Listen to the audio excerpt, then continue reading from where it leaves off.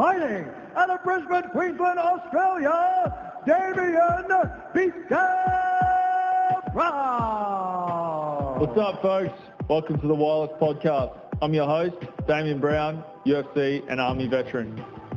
I created the Wireless Podcast to cover all things sport, lifestyle, physical and mental health. It's not about me, it's about the listeners. Follow me on Instagram, Twitter and Facebook at Beatdown155 or subscribe to our YouTube channel, the Wireless Podcast, and hopefully we can produce some wicked content for you in the near future. And welcome to our 9th episode, ladies and gentlemen. Today we're joined by Marcell, our local sports psychologist. How you going, man? Good, mate. Thanks for having me. No worries, it's a pleasure. And Aaron Blackie, thanks for joining us, man. The man himself from Fight IQ. You're welcome. So I guess we didn't really. Aaron's got a few questions we're going to run by, and then we're going to kind of shoot back and forth between you and I guess, because it's an interesting way to get your thoughts on things and then get like a fighter perspective as well from that. So basically, why don't you give us a bit of a rundown on how you got to where you are now? Ooh, that's a long story. I don't know if we have enough time on this podcast for it. There's no time limit. There's no time. Okay. I used to box a long time ago, about 20 years ago now. And yeah, after a really bad loss, I couldn't seem to get that killer instinct back, you know. Plus the head trauma wasn't really fun. So gave up the competing, still trained, but was always fascinated with why I couldn't find that, you know, that eye of the tiger, animal instinct again after having like such a brutal, you know, knockdown loss. And I kind of got into sports psychology through curiosity, really, just a genuine fascination. I'm a big leaguey. I love my league.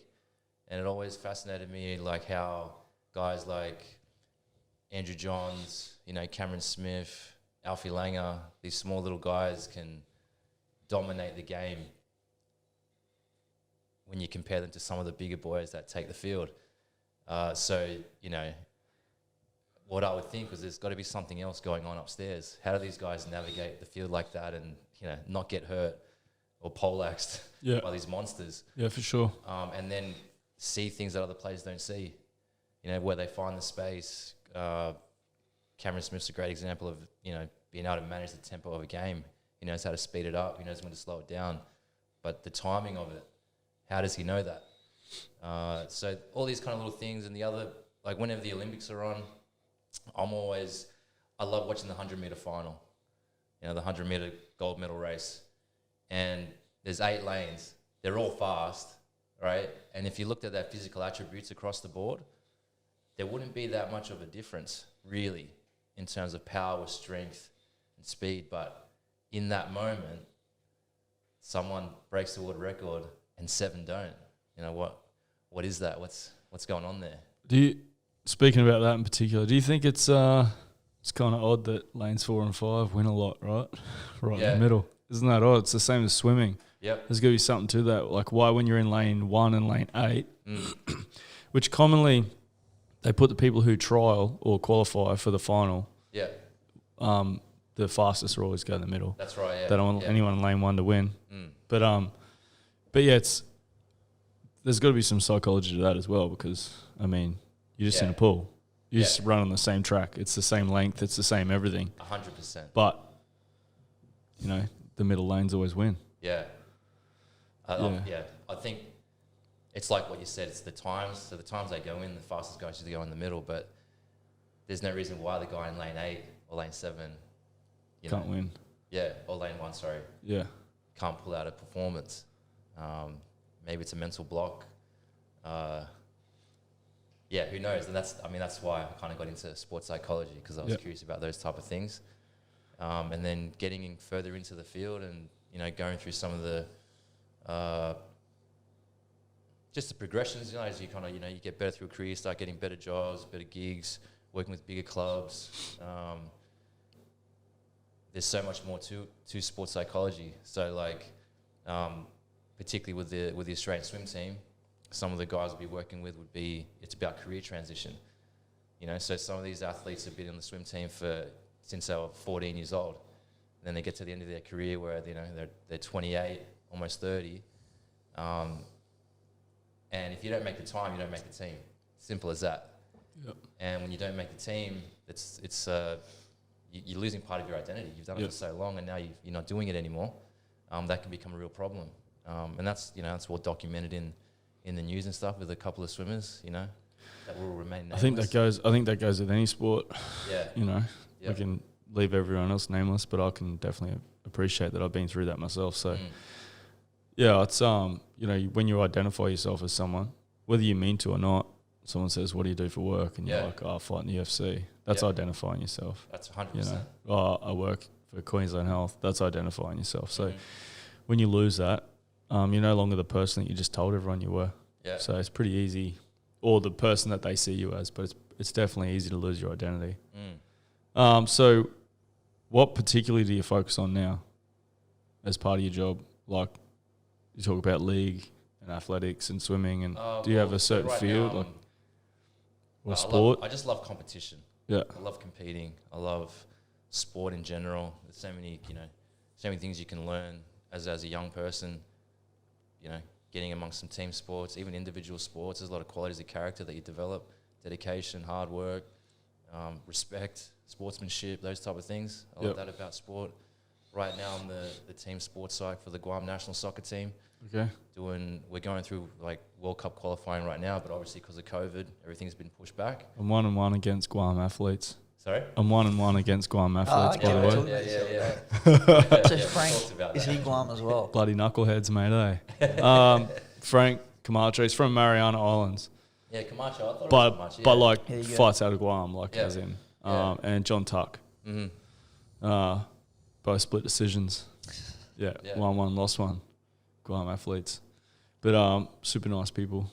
Oh, super nice people. Really humble. You know, it's like we were talking about this the other day, and it's like a hybrid kind of culture between kind of Asian and Polynesian. Yeah. You know? But a really cool country. But I'm doing a lot of remote work with them. It's a lot of Skype stuff. You know, WhatsApp, FaceTimes, working with the head coach. No Instagram. No social media. I'm off the grid. Yeah. This is the first time I'm getting on there. Yeah, nice. So people won't be able to find you after this. It's just pop your head up and go again, eh? Well, hanging around with these two, I think I might have to do that. Yeah. I might have to start getting on the grid. Exactly, that's what we want to do. Like, obviously, sports psychology is super underrepresented in MMA, but super important. Yeah. Probably more important than anything. And yeah, like I said, with Fight IQ, we're trying to address all of those, you know, elements of what a complete combat athlete is. And yeah, nutrition, strength, rehabilitation, skill, and psychology is definitely one of those key factors. And even, you know, the UFC PI doesn't offer a sports psychology service. You know what I mean? It's so hard to find people there. And I think, you know, we stumbled across some articles on Marcell with some work he'd done with different teams and athletes, and that, giving him a really good rap. And, you know, gave him a call, and yeah, it really clicked. And then we've been working with him to produce his course, the written content and that. And it's just unreal. Like, ties in the philosophy and, you know, the way of life, and you know, living by every win and loss. It's, you know, the journey and the process, and like you just said, all the positive benefits that you get out of sport. If you focus on that, you know, which is like what we do. We're in this for the long game, and we love it, and we got, you know, good mates and everything like that. There's so much more to it than just, I lost that fight or I won that fight. Yeah, you know, so really excited to have Marcell, and definitely I think, you know, you're looking to move in and, you know, probably like how you work via correspondence with these sports teams, having some kind of service like that for any athletes around the world that want to, you know, work on that part of their game, as they should. Yeah, well, I mean, there's definitely a need for it. I was going to stop competing after 4 losses. Yeah. And I seen someone, they weren't a sports psychologist, they were like a mindset coach. Mm-hmm. And it just changed the way I thought, basically. Yeah. And it was out of competition was my issue, not in competition. Well, it was life in general, as far as the thought process of negativities go. Mm-hmm. But we just changed that and then went on a tear, signed with the UFC. So there's definitely a requirement for it, which is what makes it pretty cool having you on here, because hopefully a bunch of combat athletes out there, or athletes in general, will hear it, and maybe, you know, if they've got any negativities, negative thoughts and stuff like that, then they'll jump on board and reach out to someone, whether it's you or someone else. There's definitely a need for it in the sport. So you had a few questions. Yeah, well, I guess, like I said, looking through your content, man, there's a few of those keywords that always come up in fighting, and just thought it'd be cool to sort of have you go over those concepts, and then, yeah, like I said, you know, I've been training with Damo forever, and he's a very, very courageous fighter in the fight game, which everyone is, but, you know, he does everything. I think that's a great contrast to see, you know, someone who obviously can go and perform under extreme amounts of pressure and have those tough fights and still, you know, always hang in there and give it to them. And yeah, so I guess that, you know, flow is a massive term that we always hear, getting into flow. Yeah. You know what I mean? And it's like what is flow? The elusive What is that? flow state. Why do you want to be in flow? You know what I mean? What is flow? Flow is like thinking without thinking. Like your brain is processing information constantly, you know, every moment of every second of every day. It's constantly processing information. When we think or we focus on things, you guys ever heard of that, what is it? Paralysis by analysis? You guys heard that before? The kind of, that cliche, you know, overthinking something and then you just kind of, you don't actually do anything and you just kind of get stuck. I think that's the idea of that. Well, that's the opposite of flow. So we want to be in a flow state, so everything becomes effortless. It's not you're not thinking. I think if you guys watch The Last Dance, Yeah, that No. Michael Jordan. No, I haven't seen it yet. It's worthwhile watching it, but there's a few examples in there where, you know, you've heard athletes talk about it before across multiple sports where, you know, time slows down. They could see things happening before they actually happened. But in the moment, they're not thinking at all. It's just natural instinct. Yep. But it's coupled with their preparation. So I think that's something else that, you know, needs to be addressed too, is we don't just want to be in a flow state. We need to prepare ourselves to the best of our ability, you know. And it's like, you know, that luck is when preparation meets opportunity. Yep. Yeah, it's that kind of idea. So you want to prepare yourself to the best as best as you can, with your nutrition, your sleep, with your training, and, you know, going back to what you were talking about before, like having your own house in order outside of your sport is actually a really powerful way to help you get into a flow state, because there's not this external mind chatter that's pulling you in all these different directions on fight night. Mm-hmm. Does that answer Yeah, your that makes question? sense. Yeah, makes sense. because obviously so this state of flow is where you're going to perform optimally. Yeah. But then it's like you can't just sort of get right I'm in flow now. So preparing for that state of flow, like we're talking obviously the mental aspect of the game and preparing for it. How would you have guys, you know, in general, not specific to any sport, but how do people do that? Like, you know, I can physically prepare by going and doing jiu-jitsu, lifting weights, doing wrestling, judo, MMA, or anything else, right? Anything physically, right? But how does someone mentally prepare for competition? I mean, me personally, I train hard, and then if I feel like I'm not ready, I train harder until I tell myself that, I feel good. Yeah.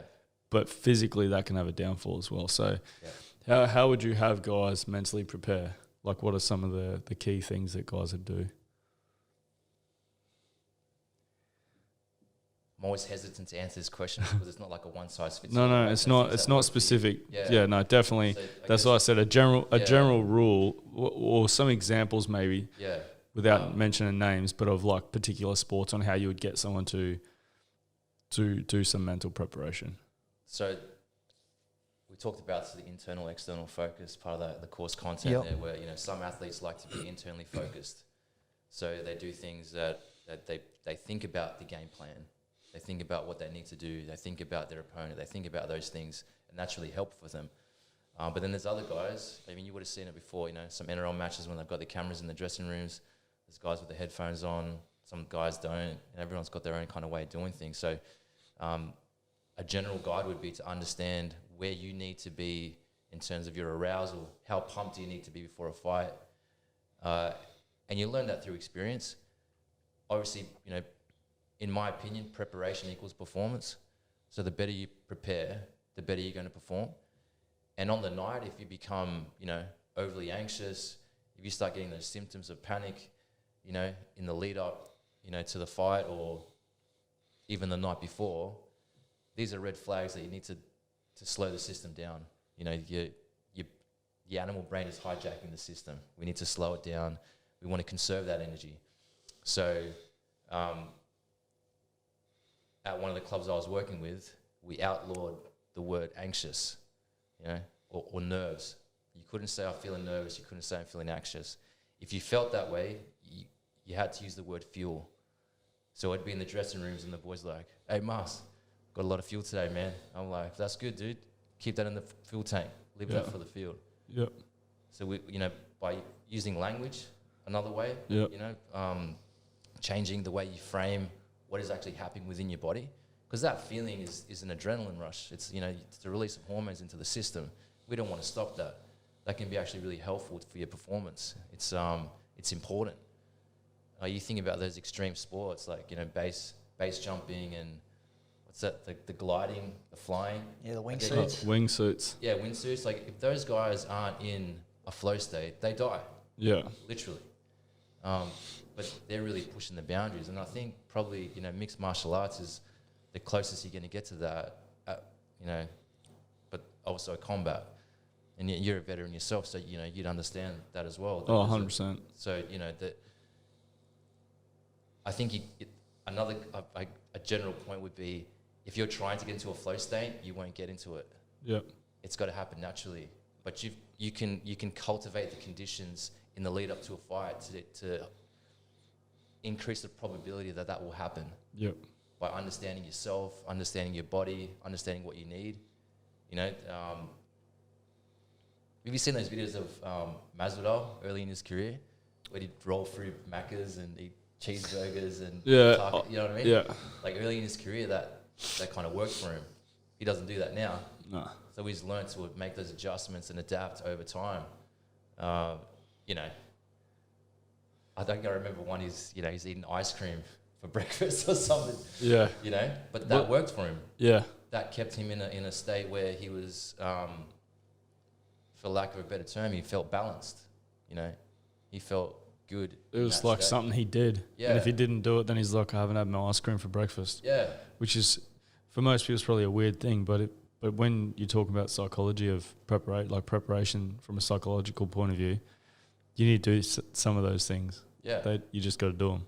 I wear the same cup and the same mouth guard for every fight. Yeah. And it sits in a bag in the cupboard until I get another fight. Like, Yep. I never change it. Yep. It's just...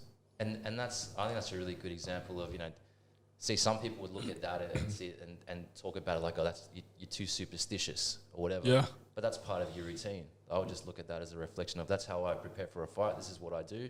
And the more things I can keep the same, the more creature comforts I can surround myself with in the lead up to a fight, the less stress I'm going to impact on the system. Yeah. So when I get to fight night, the less stress that's on me, more likely I'm going to hit a flow state and not be paralyzed by analysis. Yeah. Or, Well, it's such a... When you're talking about competition, especially at the highest level, it's such a fine balance between stress and no stress. Yeah. Like, it's not like... Yeah.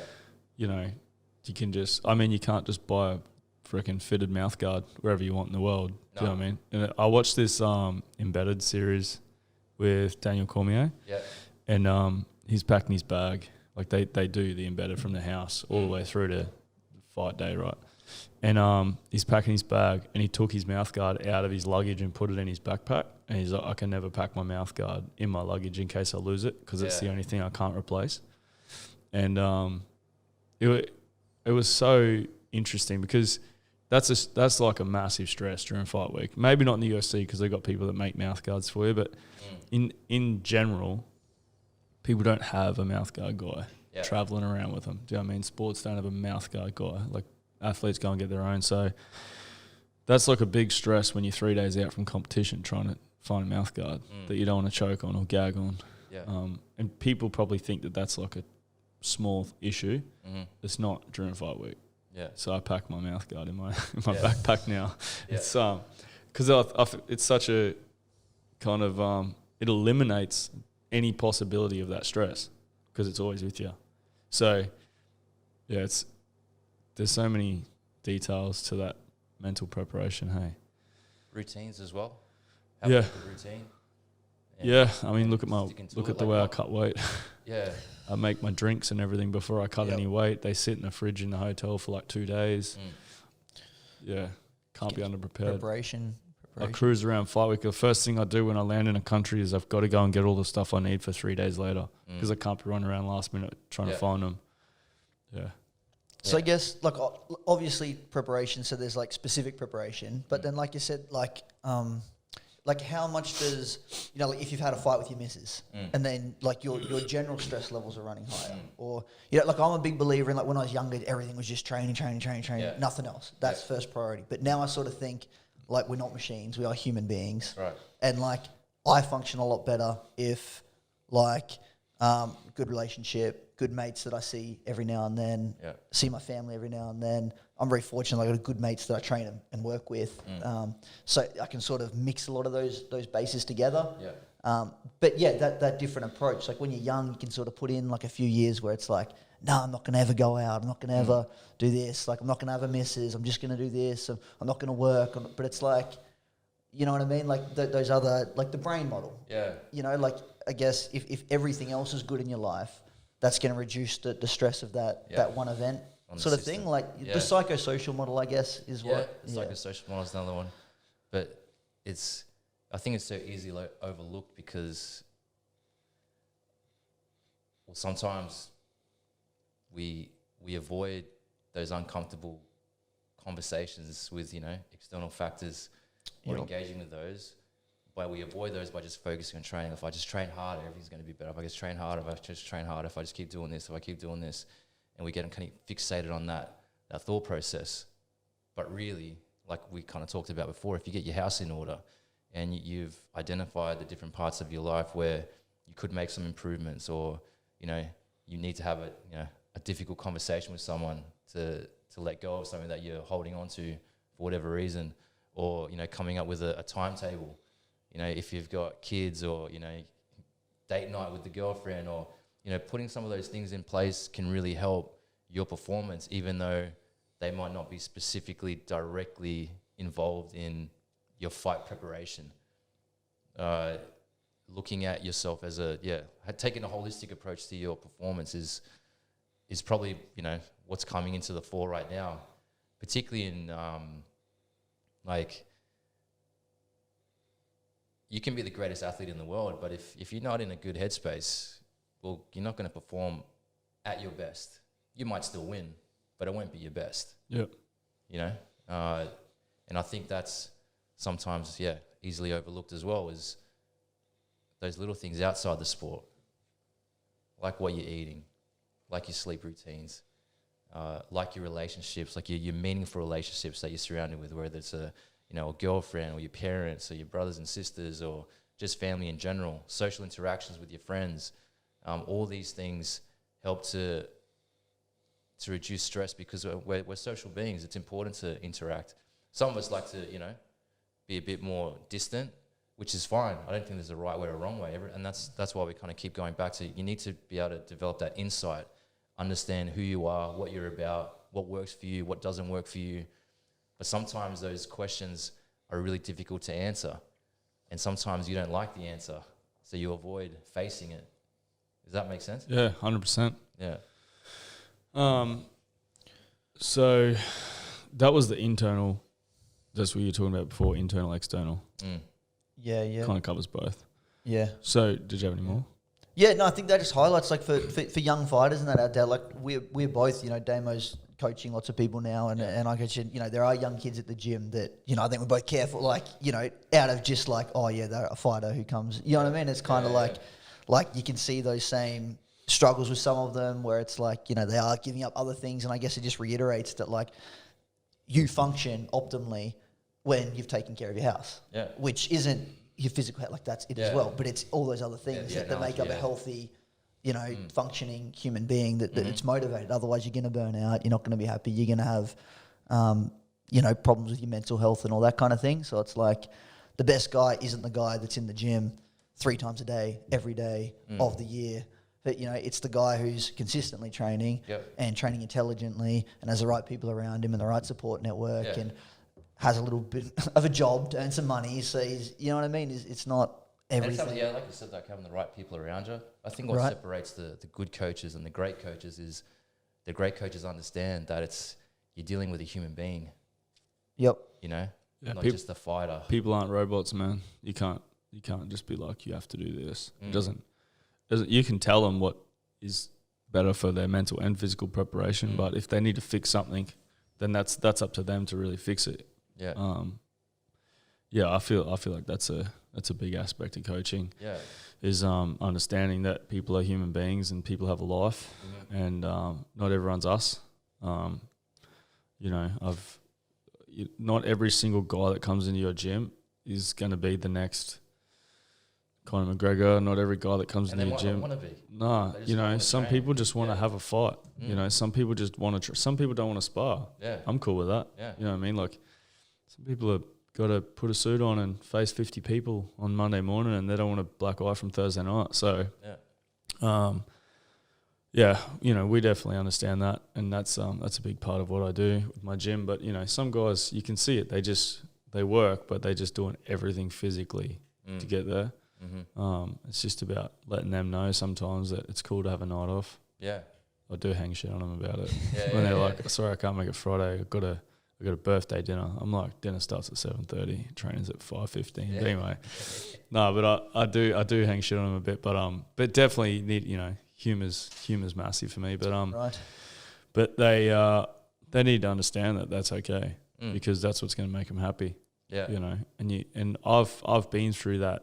Like, I can't go to dinner because that restaurant doesn't have steamed broccoli. Yeah. I can't go to a birthday party because all they're going to do is eat cake and shit and drink beers. I've been through it all. And that doesn't make your house happy either. Like the house is disjointed when you say that kind of stuff. Yeah. So, I can definitely appreciate that. You said earlier, you mentioned it about yourself not being able to bounce back from a bad loss. You see, I mean, you were obviously younger when that happened, but like, I don't think it really matters. But what I find interesting about combat sports athletes is when they get to a certain age, like, there's guys that get knocked out a few times, whatever, and everyone goes, they're chinny. I personally believe that's bullshit. I don't think that that's a thing at all. Maybe if they were fighting every 2 months and get knocked out bad, that's a different story. But if they took a year off and got knocked out again, then took a year off, I think it's psychological. Yeah. Like, I think you can get knocked out bad, but you can bounce back from that regardless of what your age is if you prepare for it properly. But I feel like they get knocked out so bad, they've got all the psychological aspects of, am I over it? Have I been in too many wars? And then they do things that are wrong, or maybe they get desperate for a win. Yeah. Then they get knocked out again. And I feel like, like I said, I could be wrong, but I tend to like steer away from their chinny and more that they're older, they're hesitant, and then they get hit with a punch that would have knocked them out 10 years ago as well.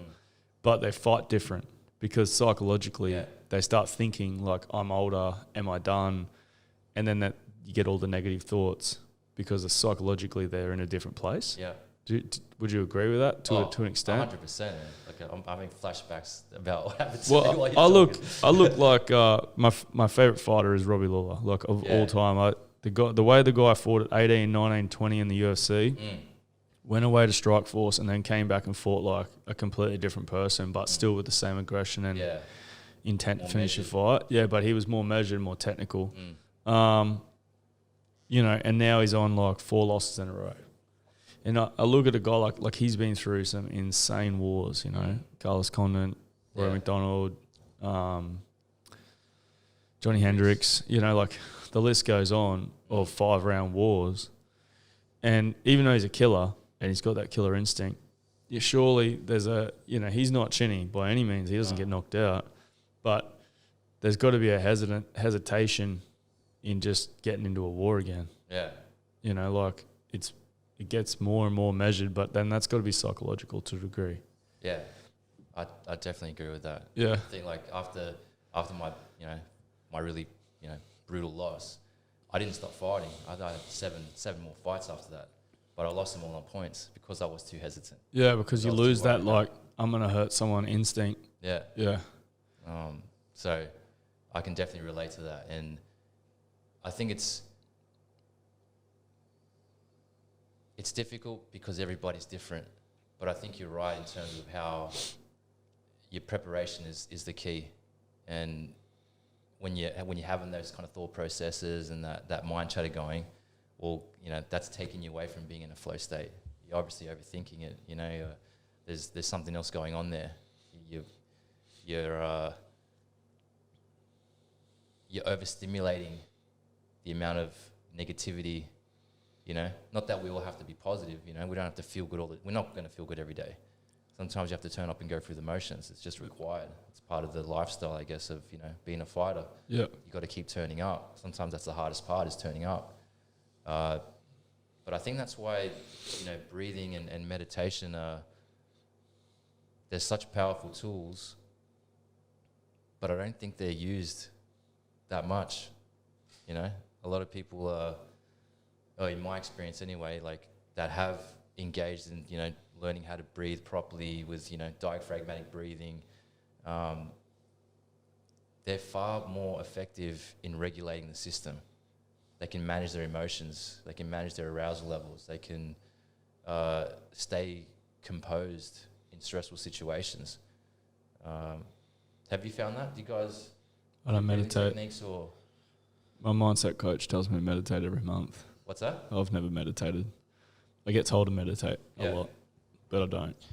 I just feel like killing shit. So, but you're not aware of it, right? Yeah. So meditation can take many forms. man, I think I agree with you. I think like people who do, breathing exercises and all that sort of stuff, you see them, they're pretty calm, in otherwise high adrenaline situations. Yeah.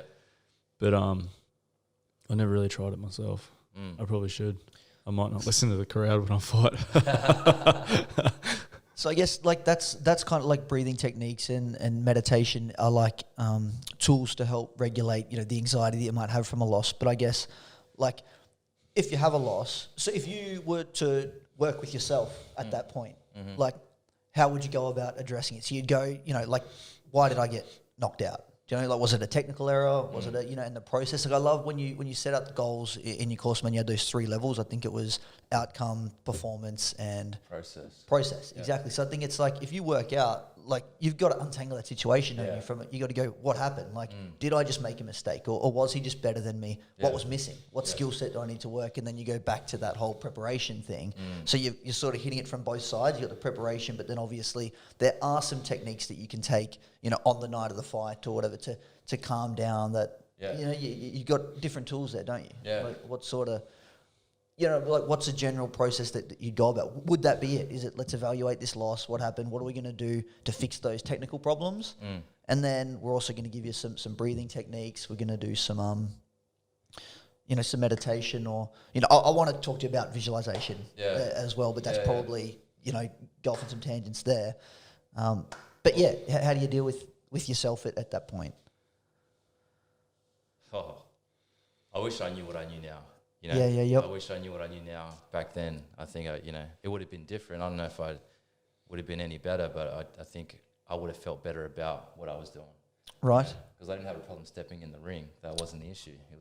I wasn't able to pull out the performance I was looking for on the night, when it counted. Yep. I could go around to any gym in Sydney and spar, get my different looks, different ways. It didn't bother me. We'd put the headgear on, whack the gloves on, and just, 6 or 7 rounds with whoever. But on fight night, something would change. It would be a complete different shift. So if I was going to work with myself back then, I'd be looking at developing a pre-performance routine. What am I doing the night before? How am I spending my time? And actually going through each hour, what's happening in each hour, but not having it so rigid that you have to stick to each thing, because life happens, right? Things come up. But if you've got a general guide of what you're going to be doing in the lead up to the fight, then there's contingency plans if things do come up, and that helps to reduce the stress, take the the excess anxiety away from thinking about doing this, that, and the other. Like you kind of talked about it. So you first time you land in a country, you're buying everything you need for the next 3 days, so you don't have to worry about it. So once that's done, that's tick on to the next. Yeah. It's not even in the thought process anymore. So that's probably what I would do, is come up with some sort of pre-performance routine for myself, learn a breathing technique. You could think of some of the greatest fighters in history. Bruce Lee meditated. He did breathing techniques. Hickson Gracie, you guys seen the documentary? Yeah. That was a big part of his training. Yeah. Animalistic movements, yoga, those yoga breathing techniques, which I think is also because of the jiu-jitsu as well, because you're putting yourself into positions where if you can breathe, you can probably hold on a little bit longer. Yeah. So learning how to use that muscle is a really powerful tool, but also in regulating the system, managing your arousal. Because if you're burning up too much energy, then you got nothing left for the last round or whatever it is, whatever you're fighting in. So it's also energy management, I guess. I would have tried to teach myself how to manage my energy levels in the lead up to a fight, so I don't burn up all the adrenaline in the dressing rooms before I walk out. And by the time the bell rings, I'm already spent. Yeah. Yeah. Does that kind of answer your question? Yeah, because that's right. It's a massive, like gym heroes. So it's a massive thing in combat. How, like, there's people that are unbelievable in the gym, and then when they fight, they're terrible at fighting. Like we've known lots of people like that. But not just looking good on the pads. There's gym fighters and there's fighters, and that's not like gym fighters as in fighting in the gym. It's just like some guys perform really, really well without pressure, and then with pressure, they turn to custard, and that's like you can maybe adjust to that, but then there's other guys who in the gym maybe don't perform the best that they could, but then when they fight, they're like, it's like they're free. Yeah. And they just let go. Yeah. Yeah. So yeah, it's psychology. Is it behavior? Is that something you can teach yourself? Is that kind of what you guys are getting at? Well, like, as in, I think you sort of answered that, like, in your, because I was alluding to, like, do you address, was it technical errors and take that approach to now you're confident, because it's like, you need to know what to do, when to do it or how to do it, and then if you don't win, it's like, it was performance anxiety, you self-sabotage yourself. Yeah. Like, I know that's a great psychology book that I've read. Is three. Fuel, Performance fuel. Can't use anxiety. Yeah. But if you've got the skill, like I say, if you're in the gym and like I can technically hang in with these guys, so why am I losing? Do you know what I mean? And like that, so I think that's a personality where some people have that, like they go out there and that they can perform well under pressure and that, but obviously there's a lot of people that don't. But I think you answered that with, like, that's the breathing techniques and that you need to learn how to regulate your the system, man. Physiology. I got weird pre-fight regimes. Yeah. Really, I pack my bag 7 days before I fly. Yeah. And I unpack it every day and repack it again. It's Yeah. weird because I don't want to forget anything. Yeah. So it's. But if you didn't do that, oh man, it would mess me up. Right. Like I would be panicking and I'd have to unpack it and pack it like a half dozen times in the same day. And then that's all I would think about, and it consumes me. And then, I've got like things I do on the flight and then things I do when I get into the country. And then once it's all done, it's pretty much, I'm pretty good then. I can just I just cut weight. But then I do that a certain way too. And everything's like pretty flexible, but everything is pretty much routine. Do you think that's from your military experience? Like I think in that kind of way? Well, I think I was kind of like it anyway. My dad was military. Right. And so we had not for a long, like I was like 3 or 4 or something when he got out, but like he just kind of had decent routine in his life, and it was like breakfast, work, home, snacks, dinner, bed. Like my whole life was like that. Yeah. There was 7 kids in the house, and it was like the door swung open, get out of bed at 6:30, make your own bed. You had breakfast, you had to make your own breakfast, clean up, bus at 8:05, off to school, back home, snacks, play outside, bath, dinner, bed. It was like my whole life was like that. Yeah. That's how I was raised. Yeah. But so I think a lot of it's contributed to that. But at the same time, I think the military probably made it a little bit worse, like as in better, worse, depending on how you look at it. Yeah. Because I don't do well without routine. Like I need routine in my life. COVID was a perfect example. like 3 weeks in, I was going crazy, as most people were. And so I was like, I need to do something that makes the day the same. Yeah. So even though every day was different, I set my alarm at 4:30, got up and walked my dog for an hour and a half. My son doesn't get up till 7, so I get that out of the way. And then my day can go whichever way it wants because it started the same. Yeah. Sometimes I think it's a good thing and sometimes I think I'm crazy. But it's weird. And then, so my whole life's like that. I have to train at the same time. I'm not, I don't do too well with like, we'll move it to here or we'll move it to there. But routine's a big thing. I think that it has a psychological flow over big time. to everything else as well. Because if things are in order, like if your house is in order, then everything's in order, right? Yeah. So everything kind of takes care of itself. Yeah, for sure. Yeah. A lot of the most successful people in the world talk about having routines. Yeah. Starting the same way every day. Having a plan, having those things in place all the time. And things will come up from time to time and you make your adjustments and you might not be, happy about it, but you kick on, right? You keep rolling forward. Yeah, things always change. I mean, for probably the better part of 10 years, I trained at night time. I don't train at night anymore. I mean, I coach, but even there was a period there for about 2 years where I didn't train at night time. That took some adjustment, because it's like for 10 years, if between 5:30 and 7:30, you're like, do one thing for 10 years, Monday to Friday, and then you stop it. And even though you're doing the same amount of hours of training during the day now, as you were doing a day session and a night session, you're now doing 2 day sessions. Psychologically, you feel bad sitting on the couch because you're like, fuck, I'm being lazy, man. What am I doing? I'm cutting corners here. But you're not. You're doing the same amount of work. Yeah. You just change your routine. Yeah. And so then you got to adapt to that. And, you have to do it because you have to make those changes because the changes are for the better. Yeah. But it definitely takes a lot to get your head around it. That's for sure. Yeah. It takes a lot of self-awareness, right? Like to understand what's actually going on within your mindset, within, your behavior and being able to identify, well, okay, what is going on? Why am I feeling different? What's happening? And being able to figure that out requires a level of self-awareness, but also requires you to be objective about it. You got to be honest with yourself.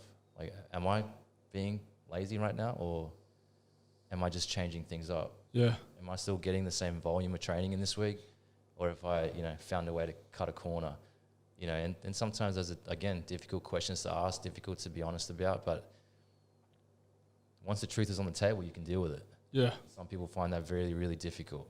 Yeah, for sure. So obviously you guys have talked about it already. You're working together. So what are you working together to provide?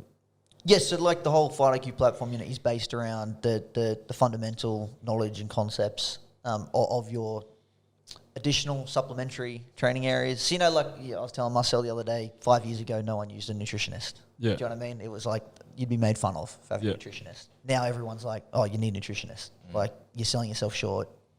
Like, don't be so unprofessional. Go see someone, get a meal plan, learn how to cut weight properly. Yeah. Done thing. And everyone's realizing that with all these other areas. Do you know what I mean? It's like you can make massive gains if you've never lifted a weight before, or get in the gym and you get way more gains than you're going to get from time on the mat because you've already trained for 5-10 years. Yeah.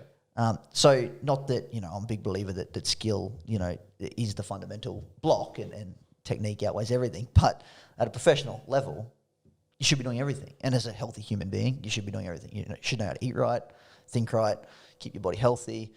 And you should know how to develop skills. Like, it's the same thing. That's why it's like, know one thing, know all things. Book of 5 rings. It's like, exactly.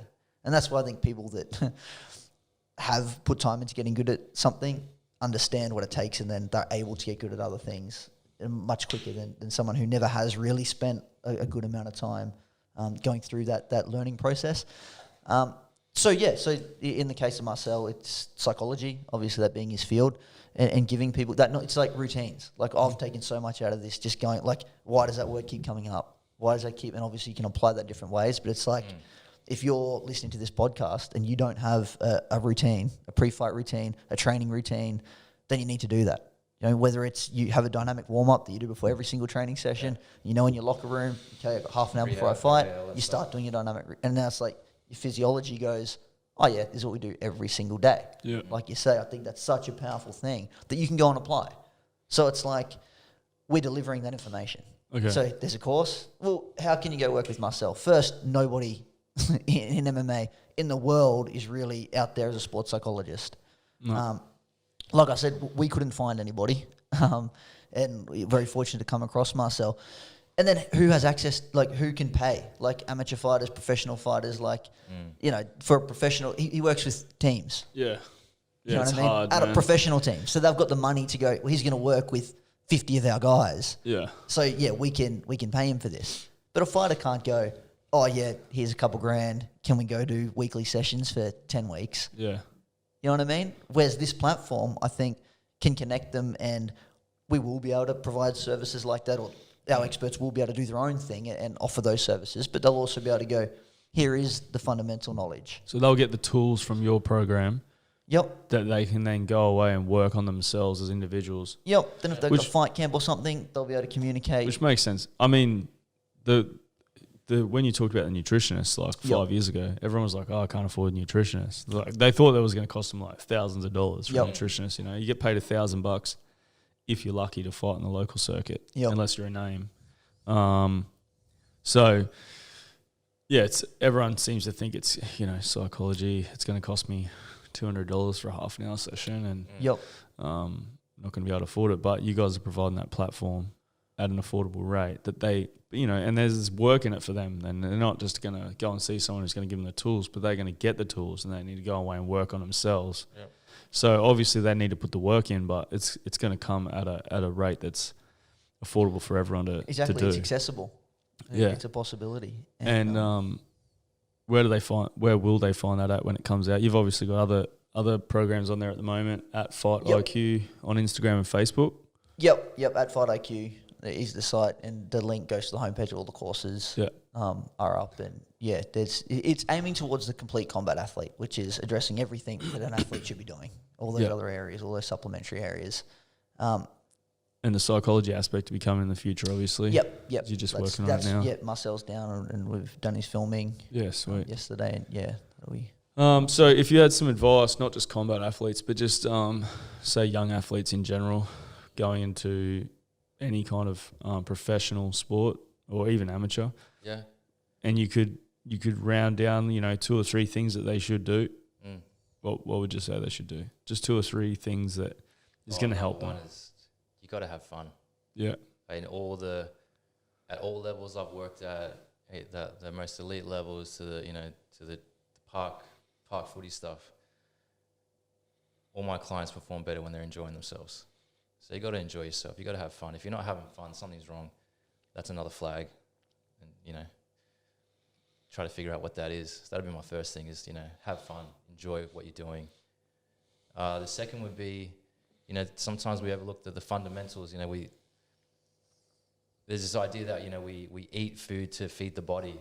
That's a misconception. You eat food to feed your brain. Your brain regulates the system. That's the key. Your brain is functioning better, you're going to make better decisions, and your body's going to function better. So your nutrition is really key, but you want to be making sure that you're eating for brain function. And the last one would be sleep. Now, some people, would argue that you need 8 hours of sleep, but there's a lot of people that don't need 8 hours, It's doesn't sleep. Yeah, like it's like I've been on some teams where the physiologists say you need to get 8 hours sleep, and we get into a staff meeting. I'm like, I don't agree with that, and they're like, no, this is what the research says. I'm like, man, I go think about it like this: there's 24 hours in a day. You're sleeping for 8. If you did that for your whole life, you're asleep for a third of your life. Like, does that make sense to you? It doesn't make sense to me. I don't want to be asleep for a third of my life.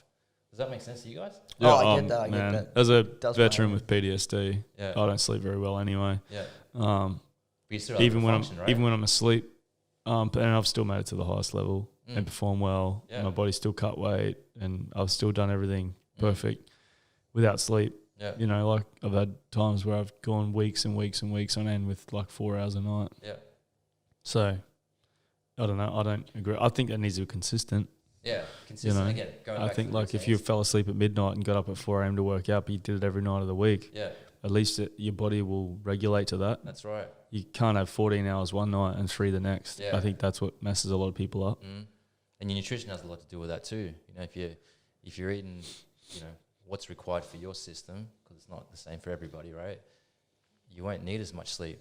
You won't need as much rest because the system is functioning optimally, which again improves your brain function. But that would be it, I would reckon. You know, it's 2 or 3 things. Like 1, enjoy yourself, have fun, make sure you're eating good food to function like the brain, or to improve your brain function, and keep a good sleep routine.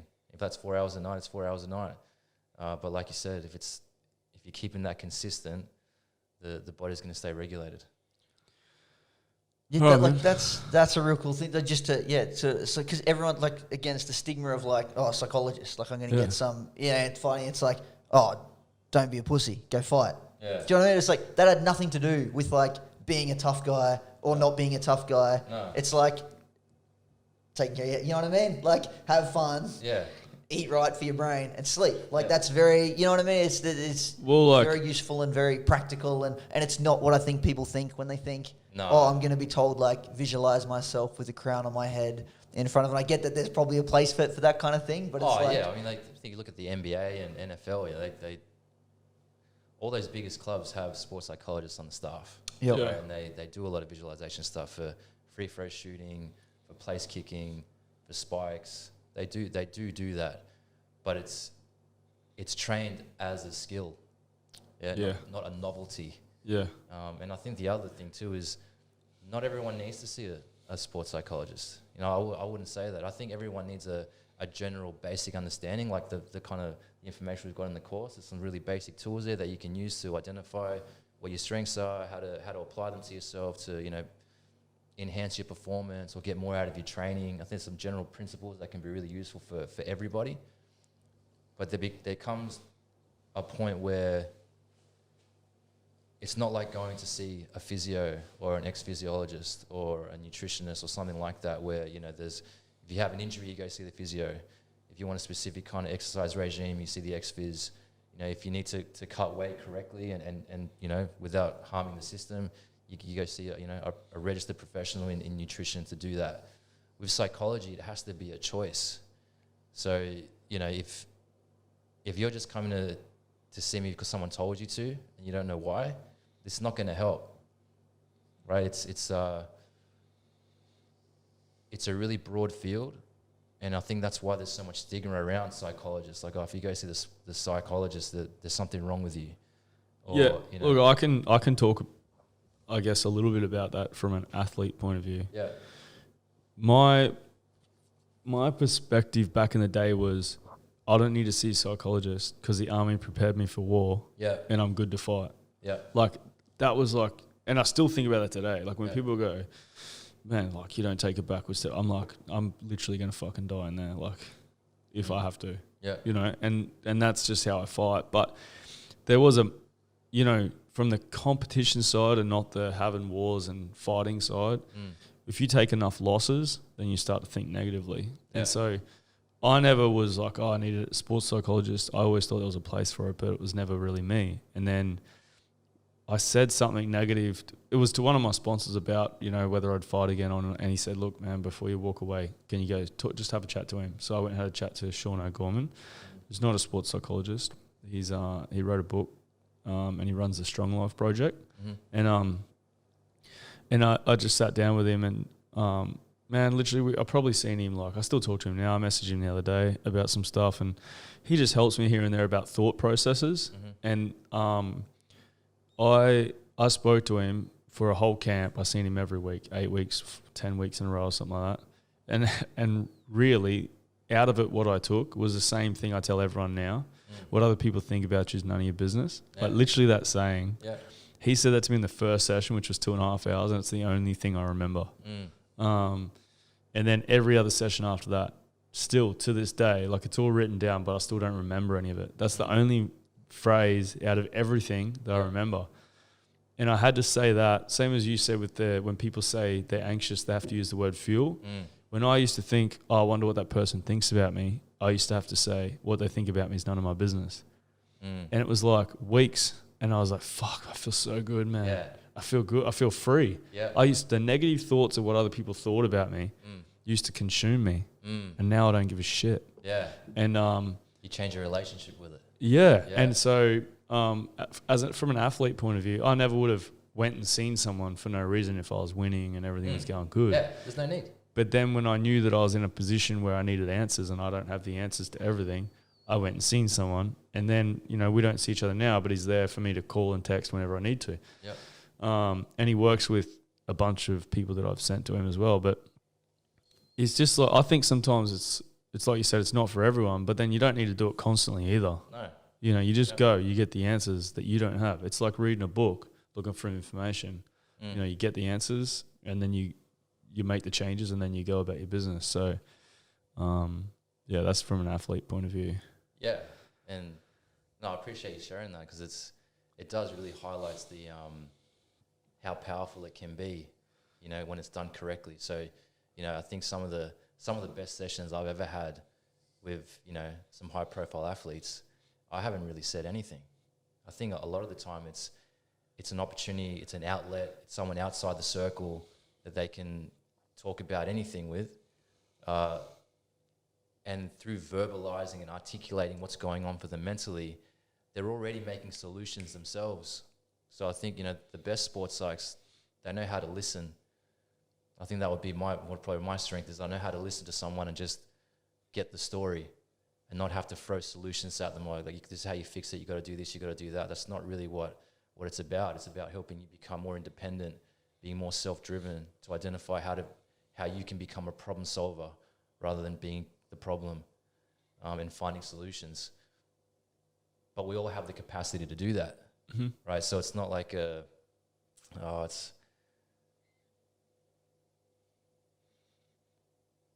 So some of the one-liners I like to say is like, you're not broken. I'm not trying to fix you. That's not the issue here. Yeah. Yeah, you know what I mean? Like, yeah, you're functioning, you're alive, you're breathing, the system is fine. Let's just talk it out. Tell me what's going on. And then by them verbalizing whatever is going on,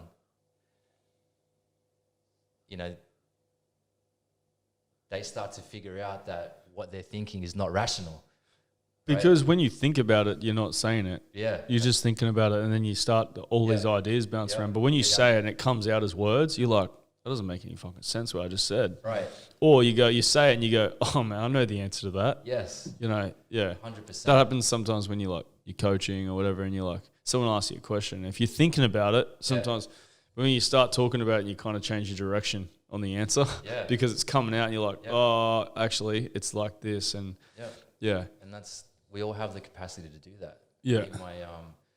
My supervisor, one of my first supervisors, and I still think about it. This is probably one of the things I remember from uni was she said, never underestimate the power of listening. It can be a really powerful tool. And like I said, some of the best sessions, I haven't said anything, and they'll be like, thanks, Mars. I feel so much better now. Yeah. And you're like, no worries, man. Thanks for that. Yeah, cool. Well, man, I mean, we're just on the hour, so we might wrap it up. But I definitely appreciate you coming on and having a chat to us. And I'm not sure if you want people to reach out to you, but if you do, you can let them know where. I'm happy for people to reach out to me. Yeah, whereabouts? I'm going to be based in Sydney. Yeah. They can't find you on social media.